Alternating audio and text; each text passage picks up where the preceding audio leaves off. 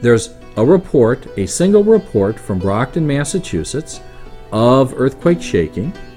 There's no other written report that I have been able to discover. Perhaps there are other reports out there of this earthquake. So when we have one report, we're faced with a question of where was the earthquake, how big was the earthquake, what effects did it cause.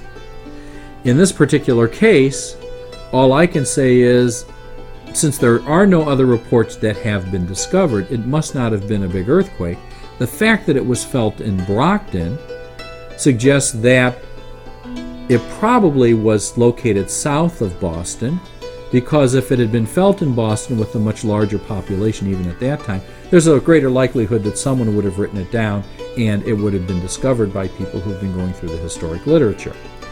If you look at the earthquake activity, modern earthquake activity that we have been recording with our seismic instruments over, say, the last 25, 30, 40 years in the greater Boston area, there's earthquake activity north of Boston, northwest of Boston, almost no earthquake activity around the downtown area of Boston.